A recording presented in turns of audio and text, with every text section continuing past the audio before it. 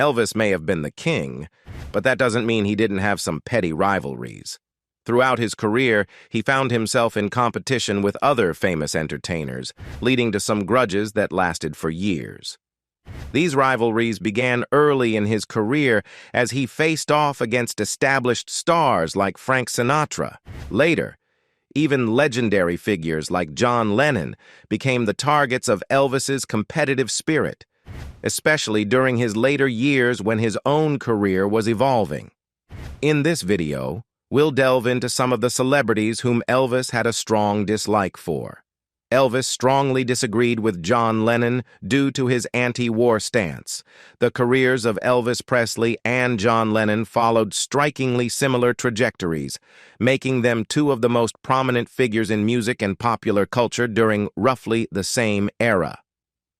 What adds an intriguing layer to their parallel careers is the fact that they both rose to fame during a time of significant social and political upheaval, particularly the Vietnam War. The Vietnam War was an incredibly divisive period in American history. It was not merely a matter of public demonstrations. It permeated all aspects of society, including the world of music and the stance taken by public figures. Musicians used their songs to protest the war, becoming the voices of a generation seeking change. Yet, it extended beyond music, as well-known personalities took sides in this intense debate. Icons like Jane Fonda and Muhammad Ali publicly opposed the war, while others, such as John Wayne, staunchly supported it. John Lennon was unequivocally against the Vietnam War, and he made his stance abundantly clear. He used his fame and platform to advocate for peace and actively protest against the conflict. On the contrary, Elvis Presley was a strong supporter of the war effort and held a deep admiration for then-President Lyndon B. Johnson, whom Lennon vehemently criticized for his full commitment to the war. It was in 1965, during a meeting at Elvis Presley's legendary Graceland estate, that the stark contrast in their views on the Vietnam War became apparent. This encounter between the king of rock and roll and one of the Beatles' creative geniuses had a profound impact on their relationship. The meeting at Graceland marked a moment when their opposing viewpoints collided, highlighting the tensions surrounding the Vietnam War. Elvis, with his support for the war and his connection to the establishment, and Lennon, with his vocal opposition and dedication to activism, represented two distinct sides of the cultural and political landscape during a tumultuous period in American history. In retrospect, the meeting between Elvis Presley and John Lennon at Graceland serves as a powerful symbol of the ideological divisions of the time. Despite their differing perspectives on the Vietnam War, both men left an indelible mark on the world of music and culture, contributing to the rich tapestry of the 1960s and beyond. John Lennon openly criticized Elvis Presley while visiting his home. The tension between Elvis Presley and John Lennon became apparent from the moment the Beatles stepped into Elvis's home, as described by author Chris Hutchins. This meeting, which would be their first and last, left an indelible mark on their relationship. According to Hutchins, Elvis's dislike for the pacifist Beatle was rooted in this encounter. The friction was exacerbated by John Lennon's veiled jab at the state of Elvis's career at the time. Lennon asked about the old rock and roll Elvis, who was primarily known for singing the soundtracks to his films at that point. While it may have been delivered with a touch of humor, Lennon meant it, suggesting a critique of Elvis's musical evolution. In response, Elvis chose to laugh off the insult, attempting to keep the atmosphere light. However, despite their impromptu jam session on their guitars that provided a brief respite from the tension, a palpable chill lingered in the room. The meeting, while historic, did little to thaw the frosty relations between the two legendary musicians. In fact, it's been reported that John Lennon later quipped that he was as excited to have met Elvis as he would have been if he'd met Engelbert Humperdinck, implying that the encounter hadn't left a particularly positive impression on him. The meeting between Elvis Presley and John Lennon remains a notable episode in the annals of music history. It showcased the clash of two iconic figures from different eras and highlighted the complexities of their personalities and careers. Despite the initial tension and differences, both Elvis and Lennon continued to be revered in the world of music and popular culture, leaving behind enduring legacies that continue to influence and inspire generations of fans. Elvis carried his animosity towards John Lennon all the way to the White House. Elvis Presley's feelings about John Lennon and the Beatles, particularly their anti-Vietnam War stance and what he perceived as a personal slight in his own home, went beyond mere frustration.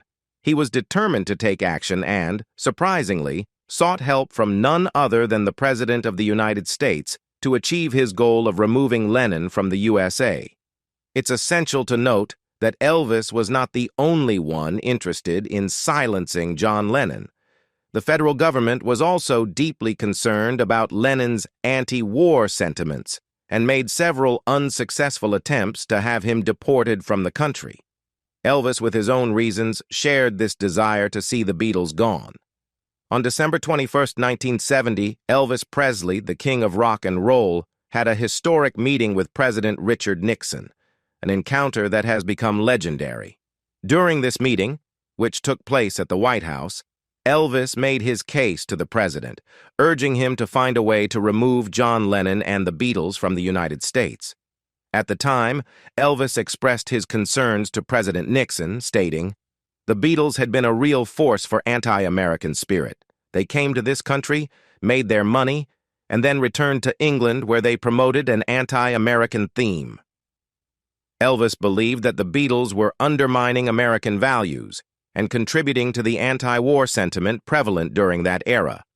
Notably, this wasn't the only attempt by Elvis to influence those in power to take action against the Fab Four.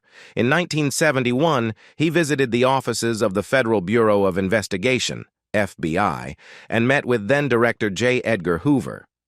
During this meeting, he voiced his concerns about the Beatles, alleging that they had played a significant role in creating problems with young people due to their filthy, unkempt appearances and suggestive music. Elvis Presley's efforts to have John Lennon and the Beatles removed from the United States underscored the deep divisions and tensions of the time, not only in the realm of music, but also in the larger social and political landscape. While his attempts did not lead to the deportation of Lennon and the Beatles, they remain a fascinating and memorable chapter in the history of both music and American culture. Elvis became well known for shooting his TV when Robert Goulet appeared on it. Elvis Presley and his contemporary crooner Robert Goulet indeed represented starkly contrasting figures in the world of entertainment. Elvis was the boundary-pushing, controversial rock and roll pioneer who challenged musical norms, while Goulet was an inoffensive performer known for his ballads, a presence more in line with shows like The Lawrence Welk Show. There is a legendary anecdote that suggests Elvis had little patience for seeing Robert Goulet on television and even resorted to shooting one of his television sets when he saw the crooner perform. This incident, rather than being hidden away, is something that Elvis's estate has chosen to acknowledge and even display at Graceland, his iconic home. However, it's important to note that the supposed beef between Goulet and Elvis may have been somewhat overblown. Despite the story of the TV shooting, Goulet later referred to Presley as a personal friend, as mentioned by Lisa Rogers in her blog. The TV shooting incidents were not exclusive to Goulet's performances. Elvis was known to have a short fuse and would shoot at TVs when other popular singers like Frank Sinatra or Mel Torme appeared on screen. It wasn't necessarily a reflection of his feelings toward the performers themselves, but rather a manifestation of his impulsive nature. Elvis's handlers, aware of his penchant for shooting TVs, kept a stockpile of spare television sets on hand, ensuring that their boss had a replacement readily available in case he decided to take aim at the screen. The dynamic between Elvis Presley and Robert Goulet, like many aspects of Elvis's life, remains a fascinating and complex part of music history. While they may have been portrayed as opposites in the public eye, the nuances of their relationship and the true extent of any personal feelings they had toward each other remain shrouded in the legends and stories that surround these iconic figures. Elvis initially had reservations about Frank Sinatra. The rise of rock and roll in the mid-1950s marked a seismic shift in the music industry, with iconic pioneers like Elvis Presley, Bill Haley, and Chuck Berry introducing a fresh and electrifying genre to teenagers who eagerly embraced it. However, this cultural revolution posed a significant challenge to the established old-guard musicians of the era, including Bing Crosby, Perry Como, and others, whose careers were suddenly under threat. The emergence of rock and roll raised concerns about its impact on the moral values of America's youth. Frank Sinatra, one of the most prominent and influential figures in the music industry at the time, did not mince words when expressing his disdain for the genre. He famously referred to rock and roll as garbage and argued that it provoked almost totally negative and destructive reactions in young people. Sinatra went on to criticize it as phony and false, and claimed that it was primarily produced by cretinous goons. Elvis Presley, often hailed as the king of rock and roll, was not one to back down from a challenge, especially when his music and the youth of America were being disparaged. In response to Sinatra's harsh critique, Elvis defended the genre, stating, "If I remember correctly, he was also part of a trend. I don't see how he can call the youth of today immoral and delinquent." Despite this initial exchange of words, it appears that the two legendary artists eventually reconciled their differences, at least on a professional level. In 1960, Elvis Presley joined Frank Sinatra on stage for an episode of Frank's television show. This collaboration showcased their ability to set aside any past disagreements and come together to celebrate their shared love for music. The clash between the old and new guards of the music industry, represented by Frank Sinatra and Elvis Presley, respectively, reflects the generational and cultural shifts that were taking place during this pivotal period in music history. While they may have had differing views at times, their willingness to collaborate demonstrated the enduring power of music to bridge gaps and bring people together, regardless of their musical preferences or generational divides. Paul McCartney, accidentally enraged. Elvis by trying to help his career. In the annals of music history, the meeting between the Beatles and Elvis Presley in 1965 stands as a momentous occasion. At the time, the Beatles were riding the wave of being the biggest band of the moment, while Elvis had previously dominated the music scene for the better part of a decade. The anticipation surrounding this encounter was palpable, but the meeting didn't unfold as smoothly as one might expect. According to Priscilla Presley, Elvis's first wife, her husband had very little interest in meeting other celebrities. In her book, Elvis by the Presleys, she revealed, "I can't remember him once telling the Colonel to arrange a meeting with anyone famous. He saw Hollywood as the home of phonies. He certainly felt out of place, which is why, the minute the movie he was filming wrapped, he was gone." In fact, it was the Beatles who were eager to meet Elvis, not the other way around. The initial conversation was marked by awkwardness and a sense of stiffness, but gradually they managed to find common ground and engage in more comfortable dialogue. However, the meeting took a bit of a turn when Paul McCartney made a suggestion about Elvis's career. McCartney, recalling the tragic plane crash that claimed the life of Buddy Holly, mentioned that they hated flying, which was a common sentiment among musicians at the time. Then he added a comment that didn't sit well with Elvis. Paul McCartney remarked, "Elvis, we love your music. We wish you would make more songs like you did in the old days." This seemingly well-intentioned statement had an unintended consequence. Elvis interpreted it as a critique of his newer work, as he had been primarily releasing albums from his movies, which he was not particularly happy about. Elvis's reaction to McCartney's comment reflected his sensitivity to his own evolving career and the perception of his music. It underscored his desire to be recognized for his contemporary work, even if it differed from his earlier material. Ivor Davis, reflecting on the meeting between Elvis Presley and the Beatles, believed that Elvis's insecurity played a significant role in his reaction to Paul McCartney's remark. As they met, Elvis might have been grappling with feelings of insecurity regarding the state of his career. The Beatles had risen to immense fame and their popularity showed no signs of waning. At the time, Elvis was hailed as the king of the hit parade, having been a dominant force in the music industry for years. However, the Beatles, hailing from Liverpool, had swiftly risen to the #1 spot on the hit rate, overshadowing Elvis's chart-topping reign. This shift in the musical landscape likely added to Elvis's sense of insecurity. Furthermore, Elvis's career had taken a different trajectory. He had been churning out 3 cookie-cutter movies a year for an extended period, which he openly expressed dissatisfaction with. Elvis himself acknowledged the repetitive nature of these films, stating, "They're the same movie. I get a different leading lady. I fight the bad guy, I win the girl, and sing 10 lousy songs."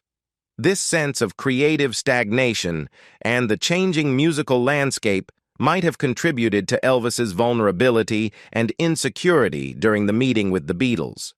For the Beatles, who had grown up idolizing Elvis as a hero, the encounter with their idol proved to be somewhat disappointing, particularly as the years went by. Elvis seemed to be past his career peak and displayed a lack of interest in reigniting his music career. Ringo Starr, in The Beatles Anthology, recalled a moment of frustration when he confronted Elvis about his lack of new music. Starr urged him to return to the studio and produce fresh music. However, Elvis's response remains elusive, as he may have simply walked away and resumed playing football with his friends. Elvis Presley hated a certain kind of singer. Elvis Presley, the iconic king of rock and roll, was known for his passion for music and his ability to discern talent. While he had a deep appreciation for various styles of music and artists, there was a specific type of singer that he couldn't stand, as revealed by his ex-wife, Priscilla Presley.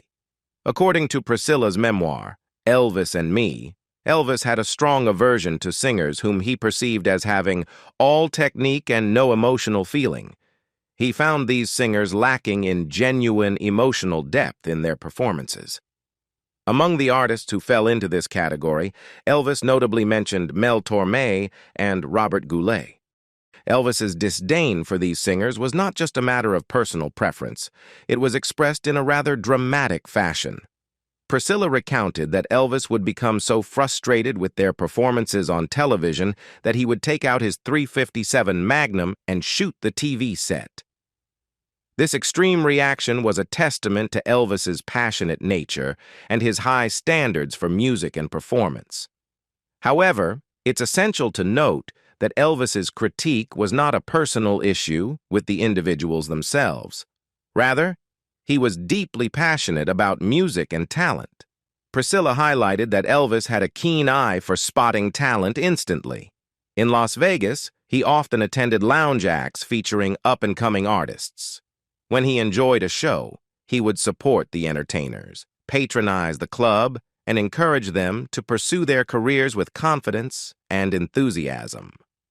Priscilla also provided insight into some of Elvis's favorite acts, showcasing his diverse musical taste. Some of his favorites included Ike and Tina Turner, Gary Puckett and the Union Gap, as well as dancers Tybe and Bracia.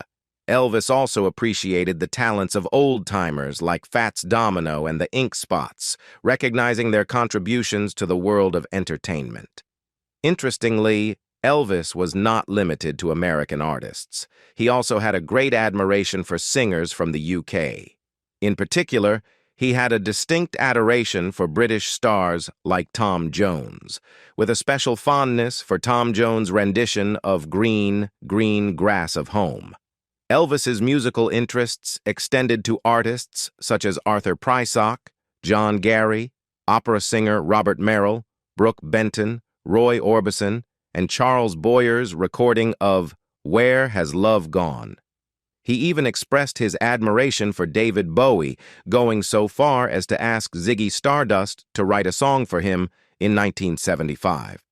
Although the collaboration did not come to fruition, Elvis Presley's complex relationship with music, his discerning taste, and his support for emerging artists are all facets of his enduring legacy in the world of entertainment.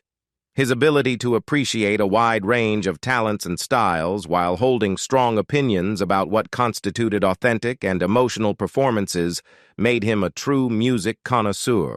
In the world of entertainment, clashes and controversies often emerge even among the most beloved and iconic celebrities.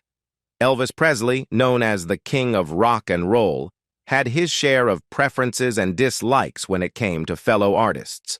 His aversion to certain styles of music and performers added a layer of complexity to his larger-than-life persona. From his passionate opinions on singers to his encounters with the Beatles, Elvis's journey through the music industry remains a captivating chapter in the history of entertainment. Now, we turn the spotlight to you, our audience. Which aspect of Elvis's musical legacy or encounters with other celebrities intrigues you the most? Feel free to share your thoughts and stories in the comments below. And if you enjoyed this content, don't forget to like, subscribe, and stay tuned for more fascinating insights into the world of celebrities and entertainment. See you next time.